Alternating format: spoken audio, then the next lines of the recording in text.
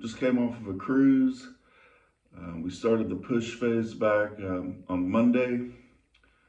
Um, had the food raised a little bit. We're going to gradually push into it. So during the cruise period, I actually lost about 18 pounds ish.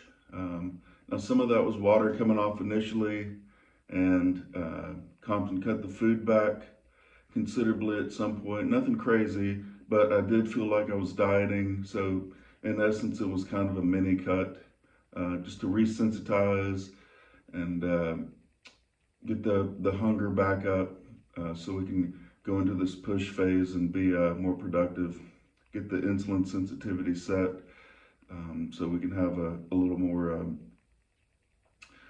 nutrient uptake, and we know that helps to build muscle.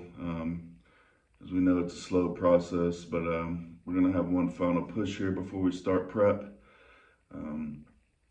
So I don't know how long that phase will be. I'm guessing it'll be anywhere from 8 to 10 weeks. We've done the rebound out of my last show, went through a good off-season push, and we've taken our time on doing some cruise phases, and that's just what you have to do in bodybuilding. One step back, two steps forward type of protocol or philosophy.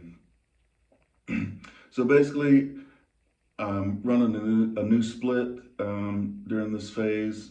I tried it out somewhat on my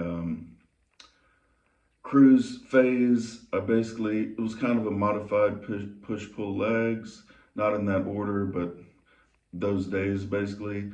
And so I normally never like push-pull legs, always do bro split, seem to have good luck with that. I enjoy it. I really like hammering that one muscle group a week. It seems pretty productive for me. Like if I train legs hard, I'll do a quad day, and my legs will be sore for several days. So that makes me feel like I actually did something there, and we have some room to recover and grow off of that. So I wanted to get a little more frequency in on this phase. There's been some data that's been highlighted recently in the last few years, and a lot of the pros are taken into account. Notice Ruff Diesel, Nick Walker, Ian Vayer always kind of train like this, putting in more frequency. So training on this phase, I'll be training everything twice a week. I've kind of always done maybe like I would do, not particularly the last phase, but in the past I've done like a lat day, and then I'd have a separate back day where I did, upper back, thickness type of workouts, and I would mix that in with some hamstrings, stuff like that. But this time, I'm not going to go into it specifically. I'll do that later, but it's going to be everything twice. So I hope to get some more frequency and maybe see some growth out of that. In any event, it's good to throw something new at your body and see how it responds. And, usually you can get some pretty good results out of that. Plus, it gets monotonous. That's bodybuilding, though. You have to get used to that.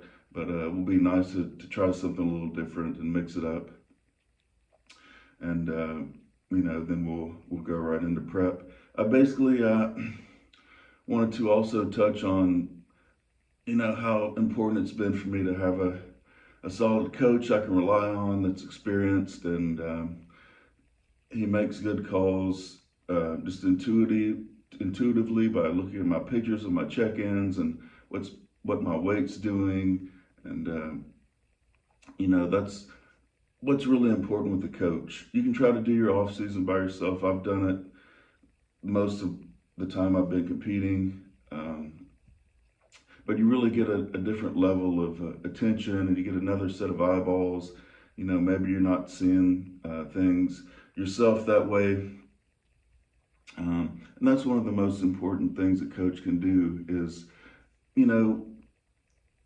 people have been coaching and running these similar protocols, and everybody kind of does the same. Not exactly. Some people will do some different stuff, but the best coaches will kind of do something very similar and preps and cutting down and have similar philosophies for building muscle and but the thing that they can bring is in making intuitive changes and having good results.